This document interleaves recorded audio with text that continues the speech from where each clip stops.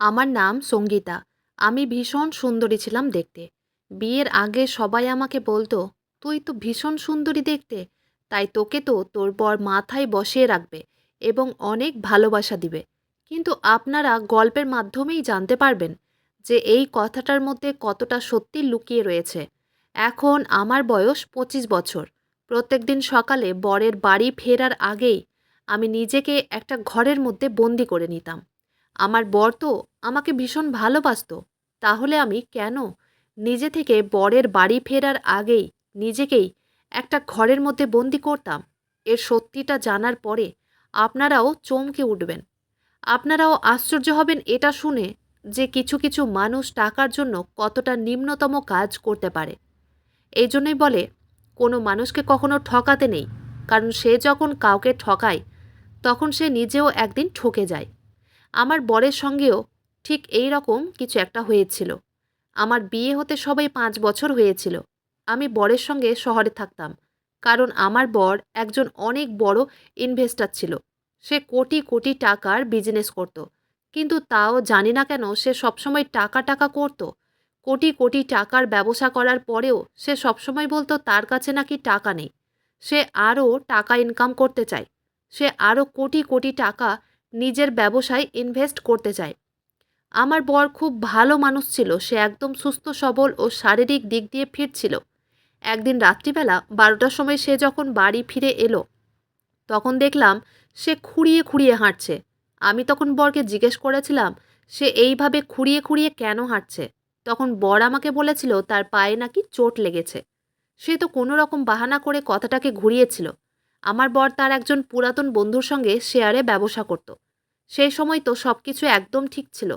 তারপর আমার বরের যেদিন পায়ে চোট লেগেছিল তার ৭ দিন পরে একদিন আমাদের বাড়িতে ফোন আসে এবং জানতে পারি যে আমার বর তার যেই বন্ধুটার সঙ্গে ব্যবসায় জড়িত ছিল সেই বন্ধুটা নাকি মারা গেছে। তার বন্ধুর হঠাৎ করে মারা যাওয়ার খবর পেয়ে তো আমরা খুব আশ্চর্য হয়েছিলাম। আমার বরের বন্ধুর মারা যাওয়ার পরে কিন্তু তাদের দুজনের সব টাকা আমার বরের অ্যাকাউন্টে ট্রান্সফার হয়ে যায়। আমার বরের বন্ধুর মারা যাওয়ার পরে কিন্তু আমার বর মাঝে মধ্যে খুব আফসোস করত আর বলতো তার বন্ধু বেঁচে থাকলে তার আজ এত টেনশন হতো না। ওই ঘটনাটা ঘটার ১ মাস পরে আমার বর একদিন রাত্রিবেলা দরজা বন্ধ করে ঘরের ভিতরে কিছু কাজ করছিল। আমি যখন নিজের মেয়েকে ঘুম পাড়িয়ে বরের কাছে যাই, তখন ঘরের ভেতরের দৃশ্যটা দেখে তো আমার চোখ দুটো কপালে উঠে গেছিল। কারণ আমার বর পুরো বিছানায় টাকা ছড়িয়ে রেখেছিল এবং সে একদিক থেকে টাকাগুলো গুনে গুনে ব্যাগের মধ্যে ভরছিল। আমি যখন ঘরের ভিতরে ঢুকে বরকে জিজ্ঞেস করেছিলাম যে এত টাকা তার কাছে কোথা থেকে এসেছে, সে তখন বলেছিল এটা তাদের বিজনেসের টাকা। এবং সেই টাকার অ্যামাউন্ট শুনে তো আমার মাথা পুরো ঘুরে উঠেছিল। কারণ ওই বিছানার মধ্যে ১০ কোটি টাকা ছড়ানো ছিল। আমি তখন বরকে জিজ্ঞেস করেছিলাম এত টাকা সে কোথায় পেল? বর তখন পরিষ্কার ভাষায় বলেছিল এই টাকা তারা দুজনে নিজেদের ব্যবসা করার জন্য একটা বড় ইনভেস্টরের কাছ থেকে টাকা নিয়ে এগ্রিমেন্ট করেছিল। এবং সেদিন আমার বর বলেছিল সে নাকি বাড়িতেই অফিস করবে। কারণ রাস্তার ধারের তাদের যে অফিসটা ছিল সে অফিসটা বন্ধ হয়ে যাওয়ার কারণে বাড়িতেই অফিস খোলার সিদ্ধান্ত নিয়েছিল। এবং তার কিছুদিন পর থেকে আমাদের বারান্দা ঘরটাকেই বর অফিস ঘর করেছিল। সেদিন রাতে আমার বর যখন তার ব্যবসার ব্যাপারে আমার সঙ্গে আলোচনা করছিল তখন বলেছিল তার অফিসে নাকি একটা মেয়ে রাখবে, যে কিনা ইনভেস্টরের সঙ্গে কথোপকথন করে বড় বড় ডিল নিয়ে আসবে। আমি তখন বরকে বলেছিলাম আমার থাকতে কোনো মেয়েকে রাখার কি দরকার আছে? বড় ইনভেস্টরদের সঙ্গে আলোচনা করার কাজ তো আমি নিজেই করতে পারবো। বর তখন হেসে বলেছিল তোমাকে আমার কাজে জড়িত হওয়ার দরকার নেই। এসব কাজে অনেক বেশি চাপ থাকে। তার পরের দিন সকালবেলা বরের অফিসে বেশ কয়েকটা মেয়ে আসে ইন্টারভিউ দিতে। তার মাঝে সৌমালি বলে একটা মেয়ে এসেছিল এবং আমার বর তার ডিগ্রি ও কোয়ালিফিকেশান দেখে এবং তার কাজের এক্সপিরিয়েন্স দেখে তাকে সিলেক্ট করেছিল। বর যেহেতু বাড়িতেই অফিস করেছিল তাই বরকে সন্দেহ করার মতো সেরকম কিছুই ছিল না। কারণ আমি তো সব কিছুই দেখতে পেতাম যে বরের অফিসে কে আসছে এবং কে কখন যাচ্ছে। বর যেহেতু বাড়িতে অফিস করেছিল তাই আমার কিছু জিজ্ঞাসা করার আগেই বর তার অফিসের কাজের প্রত্যেকটা কথা আমার সঙ্গে রাত্রিবেলা শেয়ার করত। এবং সৌমালিকে সিলেক্ট করার পরে বর আমাকে বলেছিল মেয়েটা নাকি অনেক মেধাবী এবং তার এই কাজের এক্সপিরিয়েন্স অনেক বেশি। এবং আমার বরের সৌমালির উপরে অনেক বিশ্বাস ছিল যে সে খুব তাড়াতাড়ি একটা বড় ইনভেস্টরের খোঁজ দিতে চলেছিল, যে কিনা 20 কোটি টাকা ইনভেস্ট করতে চলেছিল। সৌমালি কিন্তু আমার মতোই ভীষণ সুন্দরী ছিল এবং সেও খুব ইয়াং ছিল। এইভাবে আমার বরের কাজ বেশ ভালোই চলছিল। সৌমালি কিন্তু খুব সুন্দরভাবে তার কাজও করছিল। প্রত্যেকদিন সকালে আমি কিন্তু নিয়ম করে বরের অফিসে গিয়ে ব্রেকফাস্ট কখনো বা চা দিয়ে আসতাম। আমি অবশ্য এটা দেখার বাহানাতেই যেতাম যে অফিসের ভিতরে সব কিছু ঠিক আছে কি নেই। কারণ আমার বর যেহেতু একটা মহিলার সঙ্গে সারাক্ষণ কাজ করত, তাই আমি চা দেওয়ার বাহানা করে অফিসে এটাই দেখার জন্য ঢুকতাম যে অফিসের ভিতরে তাদের কাজ কেমন চলছে। এমনকি কখনো হঠাৎ করে বরের অফিসে ঢুকে পড়লেও আমার বর কিন্তু বিরক্ত হতো না। এইভাবে বেশ কিছুদিন কেটে যাওয়ার পরে একদিন আমি যখন চা নিয়ে হঠাৎ করে অফিসের দরজা খুলে ভেতরে ঢুকলাম, তখন ভেতরের দৃশ্যটা দেখে আমার কিন্তু বুকের ভেতরটা জ্বলে পুড়ে ছাই হয়ে গেছিল। কারণ সেদিন আমি প্রথম দেখেছিলাম আমার মন জ্বালানো কোনো একটা দৃশ্য। আসলে সৌমালির ড্রেসে টেবিলে রাখা এক গ্লাস জল পড়ে গেছিল এবং তার পায়ের হাঁটুর উপরের দিকে পড়ে যাওয়া জল আমার বর একটা টিস্যু পেপার দিয়ে মুছে দিচ্ছিল। আমি যখন দরজা খুলে ওই দৃশ্যটা দেখেছিলাম, তখন আমার বর তাড়াতাড়ি সৌমালির পা থেকে নিজের হাতটা সরিয়ে আমার দিকে তাকিয়ে মুচকি হেসে বলেছিল, আসলে সৌমালির গায়ে জল পড়ে গেছিল, তাই আমি সেটাই মুছে দিচ্ছিলাম। আমার কিন্তু তাতেই ভীষণ রাগ হয়েছিল। আমি তখন চায়ের কাপটা টেবিলে রেখে দিয়ে রাগ করে সেখান থেকে বেরিয়ে চলে গেছিলাম। ওই সময় কিন্তু সৌমালি মাথা নিচু করে চুপচাপ দাঁড়িয়েছিল। আমি বুঝতে পেরেছিলাম সেও আমাকে দেখে খুব লজ্জিত হয়েছিল। সেদিন সন্ধ্যাবেলায় যখন বর অফিস বন্ধ করে ঘরের ভিতরে এসেছিল, তখন আমি বরকে অনেক রাগ করে বলেছিলাম, তোমার কি দরকার আছে সৌমালিকে নিজের অফিসে রাখার? সৌমালি তোমার যে কাজটা করে দিচ্ছে সেটা তো আমি করে দিতে পারবো। বর তখন আমাকে ঠাট্টা করে বলেছিল, তুমি একটা গ্র্যাজুয়েট করা মেয়ে, কিন্তু সৌমালি MBA করেছে। সে একজন কলেজের টপার। শুধু তাই নয়, এই কাজে ওর অনেক এক্সপিরিয়েন্স রয়েছে এবং যেই কোয়ালিটিটা তোমার মধ্যে নেই। সেদিন প্রথম আমি বরের মুখ থেকে অন্য কোনো মহিলার অনেক নাম শুনেছিলাম। সেদিন আমার কিন্তু ভীষণ কষ্ট হয়েছিল এবং এটা একটা স্বাভাবিক ব্যাপার যে কোনো স্ত্রী যখন তার স্বামীর মুখ থেকে অন্য কোনো মহিলার নাম শুনে, তখন কিন্তু তার খুব কষ্ট হয়। তাও আমি বরকে এটা বোঝানোর চেষ্টা করেছিলাম যে মানুষ চাইলে কিন্তু সব কিছুই করতে পারে এবং আমি তার বিজনেসে বরকে সাহায্য করতে চাই এবং আমি সৌমালির জায়গায় তার কাজগুলো করে দিতে চাই। কিন্তু বর তো কোনো মতেই আমার প্রস্তাবে রাজি হয়নি। শুধু তাই নয়, বেশ কিছুদিন ধরে এই ব্যাপার নিয়ে আমার সঙ্গে বরের মনোমালিন্য চলছিল। কারণ আমি বরকে রেগে বলেছিলাম যে সৌমালি দেখতে অনেক সুন্দরী, তাই তুমি তাকে সেক্রেটারি হিসাবে নিজের অফিসে রেখেছ তো? সেদিন রাত্রিবেলা 12টার সময় বর বাইরে থেকে বাড়ি ফিরে এসেছিল এবং আমি তার জন্য অপেক্ষা করে বসেছিলাম। বরকে যখন জিজ্ঞেস করলাম, তুমি এত রাতে কোথায় ছিলে? বর তখন বলল, তার নাকি বাড়িতে আসার ইচ্ছেই করছিল না, তাই সে বাইরে ছিল। কিন্তু আমার সন্দেহ হয়েছিল যে সে নিশ্চয়ই সৌমালির সঙ্গেই দেখা করতে গেছিল। আমি তখন না পেরে বরকে সরাসরি বলেছিলাম যে তুমি আমাকে মিথ্যে কথা বলছো, তুমি নিশ্চয়ই ওই সৌমালির সঙ্গে দেখা করতে গেছিলে। বর কিন্তু তখনও কোনো মতেই স্বীকার করেনি যে সে সৌমালির সঙ্গে দেখা করতে গেছিল। কিন্তু তার শরীর থেকে লেডিস পারফিউমের গন্ধ পেয়ে আমি তখন না পেরে বরকে অনেক রেগে বলেছিলাম, তুমি আমাকে মিথ্যে কথা বলছো এবং তুমি খারাপ পথে যেতে শুরুও করেছো। তুমি আমাকে সত্যি কথা বলো যে তুমি এত রাত পর্যন্ত কোথায় ছিলে? তুমি সৌমালির কাছেই গিয়েছিলে, তাই তো? আমার মুখ থেকে বারবার একটাই কথা শুনে বর তখন রেগে চিৎকার করে আমাকে বলেছিল, হ্যাঁ, আমি সৌমালির সঙ্গে দেখা করতে গেছিলাম। আমি তো অনেক বেশি আশ্চর্য হয়েছিলাম বরের এই রকম ব্যবহার দেখে। তার মানে বর সত্যিই রাত্রি 12টার সময় সৌমালির সঙ্গে দেখা করতে গিয়েছিল। আমি তখন বরকে বলেছিলাম, তুমি যা করছো খুব খারাপ করছো। তুমি একটা বাচ্চার বাবা, তাই তুমি কিভাবে আমাকে চিট করে অন্য মেয়ের সঙ্গে সম্পর্ক রাখতে পারো? বর তখন আমাকে অনেক রেগে বলেছিল, তোমার সঙ্গে আমি কোনো রকম তর্ক করতে চাই না এবং তোমাকে আমি কোনো কথার মানেও বোঝাতে চাই না। তোমার মাথায় আমার প্রতি সন্দেহের পোকা ঢুকেছে। আমি নিজের ব্যবসা বাড়াতে চাই এবং সৌমালি আমার জন্য খুব লাকি। ওই মেয়েটার মাধ্যমেই আমি নিজের স্বপ্ন পূরণ করতে পারবো। তাই আমি কোনো মতেই সৌমালিকে আমার অফিস থেকে বের করব না। আমি তার সঙ্গে দেখা করতে গেছিলাম তার মানে এই নয় যে তার সঙ্গে আমার কোনো রকম সম্পর্ক রয়েছে। তার সঙ্গে শুধুমাত্র আমার কাজের সম্পর্ক রয়েছে। এই কথাটাও তুমি নিজের মাথায় ভরে নাও। অত রাতে আমার বর একটা মহিলার সঙ্গে দেখা করে এসেছিল। এই কথাটা সহ্য করতে না পেরে আমি বরকে বলেছিলাম সে যাতে সোমালিকে তার অফিস থেকে বের করে দেয়। কিন্তু বর আমাকে পরিষ্কার ভাষায় বলেছিল সে সৌমালিকে কোনো মতেই বের করবে না। তাতে আমি যদি বাড়ি ছেড়ে চলে যাই তাও সে নাকি সৌমালিকে কোনো মতেই অফিস থেকে বের করবে না। আমি যখন বরকে হুমকি দিয়েছিলাম যে সে যদি সৌমালিকে অফিস থেকে বের না করে তাহলে আমি নিজে সৌমালিকে ঘাড় ধাক্কা দিয়ে অফিস থেকে বের করে দিব। এই কথাটা শুনে পরের দিন সকালবেলা সৌমালির অফিসে আসার আগেই আমার বর আমার সঙ্গে যা খারাপ ব্যবহার করেছিল সেটা দেখে তো আমার পায়ের তলা থেকে মাটি সরে গেছিল। আমি তো বিশ্বাস করতেই পারছিলাম না। আমি যখন বরকে হুমকি দিয়েছিলাম যে সৌমালিকে অফিস থেকে বের করে দিব, তখন আমার বর সৌমালির বাড়ি আসার আগেই আমাকে অনেক মেরে ধরে স্টোররুমে হাত পা বেঁধে দিয়ে বন্ধ করে রেখেছিল। এমনকি আমার মুখে কাপড় দিয়ে বেঁধে রেখেছিল যাতে আমি কোনো রকম আওয়াজ করতে না পারি। যেদিন থেকে আমার বরের পায়ে আঘাত লেগেছিল সেদিন থেকে সে লাঠি নিয়ে খুঁড়িয়ে খুঁড়িয়ে হাঁটত। সেদিন সকালে তার হাতের সেই লাঠি দিয়ে আমাকে অনেক মেরেছিল যখন আমি তার মুখোমুখি হয়ে তর্ক করেছিলাম।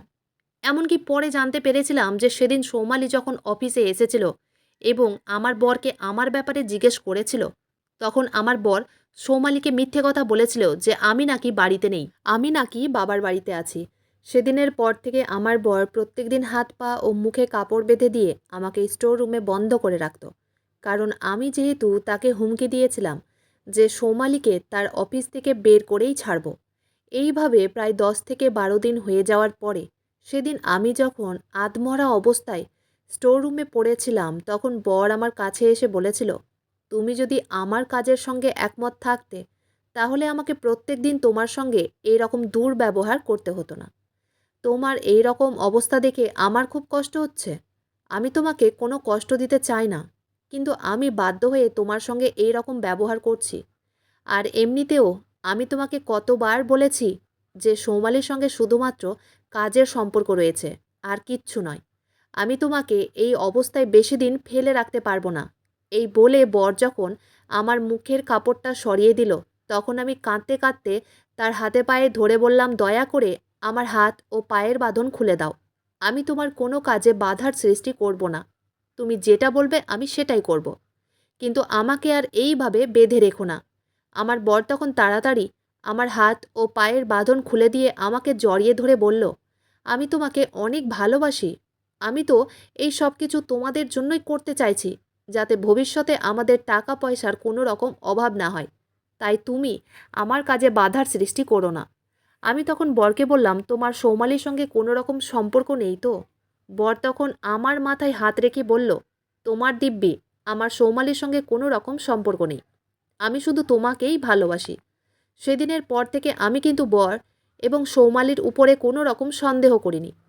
কিছুদিন পরে আমার বর খুব খুশি হয়ে আমার হাতে অনেকগুলো টাকা দিয়ে বলল, তুমি অনেক দিন নিজের জন্য কিছু বাজার করনি, তাই তুমি আজ বাজারে গিয়ে নিজের জন্য পছন্দের জিনিস কিনে নিয়ে এসো, তোমাকেও ভালো লাগবে।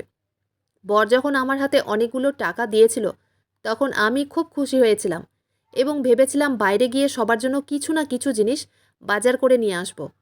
তাই সেদিন আমি খুব খুশি খুশি বাড়ি থেকে একাই বেরিয়েছিলাম। আসলে সেদিন বরের অফিস বন্ধ ছিল। সে বলেছিল তার ল্যাপটপে নাকি কিছু কাজ আছে, তাই সে বাড়িতে থেকে কাজটা করতে চায়। বরের কথা শুনে আমি খুশি খুশি বাড়ি থেকে বেরিয়েছিলাম, কারণ সেদিন বরের উপরে সন্দেহ করার তো কোনো কারণই ছিল না, কারণ সেদিন তাদের অফিস বন্ধ ছিল। তাই সেদিন আমি যখন বাজার করতে বেরিয়েছিলাম তার ৮ ঘন্টা পরেই একটা আননোন নাম্বার থেকে কোনো একজন ফোন করে আমাকে বলেছিল, ম্যাডাম, আপনি বাড়ি গিয়ে দেখেন আপনার বর সেক্রেটারির সঙ্গে কি করছে। ছেলেটির কথা শুনে আমি অনেক বেশি ঘাবড়ে গিয়ে তাড়াতাড়ি অটোতে করে বাড়ি ফিরে এসেছিলাম। বাড়ি আসার পরে দরজা খুলে যা দৃশ্য দেখেছিলাম তাতে আমার মাথা ঘুরে উঠেছিল। আমি তো স্বপ্নেও ভাবতে পারিনি যেই লোকটাকে আমি এত ভালো ভেবেছিলাম সেই লোকটার মনে এতটা পাপ ভরা ছিল। কারণ দরজা খুলে দেখলাম সৌমালি ঘরের ভিতরেই ছিল। সে নিজের জামাটা ঠিক করছিল এবং আমার বর নিজের প্যান্ট ঠিক করছিল। ওই দৃশ্যগুলো দেখার পরে আমার আর কিছুই বুঝতে বাকি ছিল না। তারপর আমাকে দেখে সৌমালি ভয় পেয়ে তাড়াতাড়ি আমার বাড়ি থেকে বেরিয়ে চলে গেছিল। সৌমালি চলে যাওয়ার পরে আমি চিৎকার করে বরের কাছে গিয়ে তার কলার ধরে বলেছিলাম, তুমি এত বড় মিথ্যাবাদী ও চরিত্রহীন। তোমাকে দ্বিতীয়বার বিশ্বাস করে আমি অনেক বড় ভুল করেছি। তুমি তো বলেছিলে সৌমালির সঙ্গে তোমার কোনো রকম সম্পর্ক নেই। এখন আমি বুঝতে পারছি তুমি কেন এত খুশি খুশি আমার হাতে এতগুলো টাকা দিয়ে বাজার যেতে বলেছিলে। কারণ তুমি যাতে নিজের কিছুক্ষণের ভোগ ও লালসা সৌমালির সঙ্গে পূরণ করতে পারো। কিন্তু আজ তুমি কিভাবে আমাকে মিথ্যে কথা বলবে? কারণ আমি তো নিজের চোখে তোমার সব কিছু নোংরামি দেখে ফেলেছি। বর তখন আমার মুখে আঙুল দিয়ে বলল, একদম চিৎকার করবে না, ধীরে কথা বলো, নইলে সবাই শুনতে পেয়ে যাবে। আর এমনিতেও এগুলো আমাদের কাজেরই একটা অংশ। এসব না করলে জীবনে আগে বাড়তে পারবো না। আমি যা করছি তোমাদের জন্যই করছি। বরের কথা শোনার পরে তার গালে একটা থাপ্পড় মেরে বলেছিলাম, তোমার লজ্জা করে না এই কথাটা বলতে, যে তুমি যা করছো সব কিছু নাকি আমাদের জন্য করছো? আমাদের জন্য এইসব নোংরা কাজ করার কোনো দরকার নেই। আমি তোমাকে কোনো দিন বলিনি যে আমি কোটি কোটি টাকার গয়না চাই বা কোটি টাকার অনেক বড় বাড়ি চাই। তুমি আজকে এই মুহূর্তে ওই মেয়েটাকে তোমার অফিস থেকে বের করবে, নইলে আমি কিন্তু পুলিশের কাছে গিয়ে তোমার নামে রিপোর্ট করব যে তুমি আমার থাকতে অন্য কোনো মহিলার সঙ্গে সম্পর্ক রেখেছ। আমি পুলিশের কাছে গিয়ে রিপোর্ট করব। এই কথাটা শুনে বর অনেক রেগে গিয়ে নিজের হাতের কাছে থাকা লাঠি দিয়ে আমাকে অনেক মারধর করে বলেছিল, যা করার আছে করে নে, আমি সৌমালিকে ছাড়ব না। সৌমালির সঙ্গে থাকতে আমার ভালো লাগে। সে একটা এডুকেটেড মেয়ে, তার মধ্যে যে কোয়ালিটি আছে সেই কোয়ালিটি তোর মধ্যে নেই। তুই তো দেহাতির মতো সেজেগুজে থাকিস। আর সৌমালিকে দেখ, সে কতটা স্টাইলিস্ট। তাই সিদ্ধান্ত নিয়েছি আমি সৌমালির সঙ্গেই থাকব। আমি তো বুঝে গেছিলাম বর খারাপ পথে চলেই গেছে, এবং এই সময় তার সঙ্গে তর্ক করে কোনো লাভ ছিল না, এবং চোখের সামনে তাকে অন্য মেয়ের সঙ্গে শারীরিক সম্পর্ক করতে দেখতেও পারতাম না। তাই আমি সিদ্ধান্ত নিয়েছিলাম যে বাবার বাড়ি চলে যাব, এবং তার পরের দিন সকালেই আমি মেয়েকে নিয়ে বাবার বাড়ি চলে গেছিলাম। বাবার বাড়ি গিয়ে কিন্তু আমি খুব বেশি দিন বাবা মায়ের থেকে সত্যি কথা লুকিয়ে রাখতে পারিনি। তারপর বাবার বাড়িতে 10 থেকে 15 দিন হয়ে যাওয়ার পরে একদিন হঠাৎ করে দেখি বর এসে হাজির হয়েছিল, এবং সে বাড়িতে আসা মাত্রই আমার পা ধরে ক্ষমা চেয়েছিল। ওই সময় কিন্তু আমার বাবা অনেক রেগে গিয়ে বরকে বলেছিল, আমার মেয়েকে কষ্ট দিয়ে এখন তুমি ক্ষমা চাইতে এসেছো? আমার মেয়ে তোমাকে কোনো দিন ক্ষমা করবে না, বেরিয়ে যাও আমার বাড়ি থেকে। আমার মেয়েকে আমি চিরকাল নিজের কাছে রেখে খাওয়াতে এবং পড়াতে পারবো। ওই সময় আমিও বাবার কথাতে কিন্তু একমত ছিলাম, কারণ বর আমাকে অনেক কষ্ট দিয়েছিল। তাই তাকে ক্ষমা করা তো দূরের কথা, আমি তার কোনো কথাও শুনতে রাজি ছিলাম না। কিন্তু সে যখন আমার বাবা ও মায়ের হাতে পায়ে ধরে আমার সঙ্গে দুটো কথা বলার জন্য ভিক্ষে চেয়েছিল, তখন না পেরে বাধ্য হয়ে তার কথা শুনতে হয়েছিল। আসলে একটা মানুষের সঙ্গে 5 বছর সংসার করার পরেও আমি তার আসল চেহারাটা দেখতেই পাইনি। আমি তো বরকে অনেক ভালো মানুষ ভাবতাম, কিন্তু সে তো মানুষের রূপে একটা শয়তান ছিল। আসলে আমার বর তার যেই বন্ধুটার সঙ্গে বিজনেস করত, সেই বন্ধুটার অ্যাক্সিডেন্টে মৃত্যু হয়নি। তার মৃত্যুর পেছনে নাকি আমার বরের একটা অনেক বড় হাত ছিল। আমার বর তার বন্ধুকে ঠকিয়েছিল। আর এই কথাগুলো আমি কখনোই জানতে পারিনি। সেদিন রাত্রেবেলা আমার বর যখন বাড়ি ফিরেছিল, তখন সে খুঁড়িয়ে খুঁড়িয়ে হাঁটছিল, কারণ সেদিন তার বন্ধুর ক্ষতি করতে গিয়ে তার নিজের পায়ে আঘাত লেগেছিল। কিন্তু সে আমাকে মিথ্যে কথা বলেছিল। আজ পর্যন্ত সে আমাকে কোনো কিছুই সত্যি কথা বলেনি। সে আমাকে অন্ধকারে রেখেছিল। তার বন্ধুর মারা যাওয়ার পরে সে সমস্ত টাকা পয়সা নিজের অ্যাকাউন্টে নাকি ট্রান্সফার করেছিল, এবং এই টাকাগুলোর জন্যই সে তার বন্ধুকে রাস্তা থেকে সরিয়েছিল। তারপর সে যখন একাই বিজনেস করার সিদ্ধান্ত নিয়েছিল, তখন সে বাড়িতে অফিস খুলেছিল। তখন সৌমালিকে রেখেছিল ইনভেস্টরদেরকে হাত করার জন্য। কিন্তু সৌমালি নাকি ধীরে ধীরে আমার বরকে নিজের ভালোবাসার জালে ফাঁসিয়েছিল। এমনকি আমার বর প্রত্যেক দিন সৌমালির সঙ্গে শারীরিক সম্পর্কে লিপ্ত হতো, এবং এই কথাগুলো আমি কোনো দিনই জানতে পারিনি। আমার বর নাকি প্রত্যেক দিন সৌমালির সঙ্গে পার্সোনালভাবে দেখা করত, এমনকি সৌমালির বাড়িতেও যেত। এমনকি সৌমালি এটাও বলেছিল যে তার প্রেমিক আছে। তা সত্ত্বেও আমার বর সৌমালিকে বলেছিল, তুমি তোমার প্রেমিককে ছেড়ে দিয়ে আমার সঙ্গে চলে এসো। আর তুমি যদি আমার সঙ্গে থাকতে রাজি হও, তাহলে আমিও নিজের স্ত্রীকে ছেড়ে দিব। কিন্তু সৌমালি আমার বরের প্রস্তাবে নাকি রাজি হয়নি। কিন্তু সে আমার বরকে নিজের জালে ফাঁসিয়ে রেখেছিল, কারণ সে আমার বরকে উচিত শাস্তি দিতে চেয়েছিল। এবং সে আমার বরকে এমনভাবে ঠকিয়েছে যে আমার বরের এখন আত্মহত্যা করা ছাড়া আর কোনো উপায় নেই। কারণ আমি যখন বরকে ছেড়ে বাবার বাড়ি চলে এসেছিলাম, তারপরে কিন্তু একটা অনেক বড় ইনভেস্টর 20 কোটি টাকা আমার বরের কোম্পানিতে ইনভেস্ট করেছিল এবং আমার বর নাকি একটা অনেক বড় এগ্রিমেন্ট সাইন করেছিল। তারপরে সৌমালি যখন আমার বরকে নিজের প্রেমের ফাঁদে ফেলে তার কাছ থেকে সমস্ত ডাটা ও সমস্ত ডিটেলস নিয়ে আমার বরের অ্যাকাউন্টে 30 কোটি টাকা নিজের অ্যাকাউন্টে ট্রান্সফার করার পরে আমার বরের সঙ্গে দেখা করে বলেছিল যে সে আমার বরের সব টাকা নিজের অ্যাকাউন্টে ট্রান্সফার করেছে। ঠিক সেইভাবে যেইভাবে নাকি আমার বর সৌমালির বরকে ঠকিয়ে তাকে মৃত্যুর মুখে ফেলে দিয়ে সৌমালির বরের 10 কোটি টাকা নিজের অ্যাকাউন্টে ট্রান্সফার করেছিল। আসলে আমার বরের বন্ধু মানে সৌমালির বর আমার বরের সঙ্গে বিজনেস করার 2 মাস আগেই নাকি সৌমালির সঙ্গে গুপ্তভাবে রেজিস্ট্রি ম্যারেজ করেছিল এবং আমার বরের মৃত বন্ধু সৌমালির সঙ্গে যে রেজিস্ট্রি ম্যারেজ করেছিল এটার ব্যাপারে কিন্তু আমরা কেউ জানতাম না এবং আমরা কোনো দিন ভাবতেও পারিনি যে সৌমালি হচ্ছে সেই মেয়ে যেই মেয়েটাকে আমার বরের বন্ধু বিয়ে করেছিল। সেদিন সৌমালি আমার বরকে বলেছিল, তুমি যেমন আমার বরকে আমার কাছ থেকে কেড়ে নিয়েছো ও তাকে যেমনভাবে তুমি ঠকিয়েছিলে, আমিও ঠিক সেইভাবেই তোমাকে আজ এমনভাবে ঠকিয়েছি যে তোমার আত্মহত্যা করা ছাড়া আর কোনোই উপায় নেই। কারণ এই 30 কোটি টাকা তুমি নিজের কিডনি বিক্রি করেও শোধ করতে পারবে না। আমি তো সেই দিনই বুঝে গেছিলাম, যেদিন তুমি 10 কোটি টাকা নিজের অ্যাকাউন্টে ট্রান্সফার করেছিলে সেদিনই আমি বুঝে গেছিলাম যে আমার বরের মৃত্যুর পেছনে তোমার হাত আছে এবং এই সব কিছু তুমিই করেছো। তাই আমি সেদিনই ভেবে নিয়েছিলাম যে তোমাকে আমি উচিত শিক্ষা দেব, কারণ তোমার জন্য আজ আমি আমার বরকে হারিয়েছি। সেদিন আমার বর যখন সৌমালির মুখ থেকে সব কিছু শুনেছিল তখন তাকেও নাকি মারার চেষ্টা করেছিল। তখন সৌমালির প্রেমিক মানে যার নাম হচ্ছে অচিন্ত, আসলে ওই ছেলেটা কিন্তু সৌমালির প্রেমিক ছিলই না, সে তো সৌমালির কাজিন ছিল এবং সে সৌমালির সাহায্য করেছিল আমার বরকে উচিত শিক্ষা দিতে। সেদিন সৌমালি আমার বরের চোখের সামনে থেকে 30 কোটি টাকা নিয়ে উধাও হয়েছিল, কিন্তু আমার বর কিচ্ছু করতে পারেনি।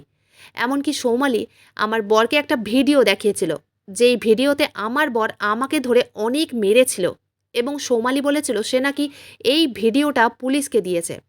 তারপর বরের সব কিছু বলার পরে পুলিশ কিন্তু আমাদের বাড়িতে এসে হাজির হয়েছিল। ভিডিওটি দেখার পরে পুলিশ আমাকে জিজ্ঞেস করেছিল যে আমার বর কি সত্যি আমার উপরে শারীরিকভাবে অত্যাচার করে।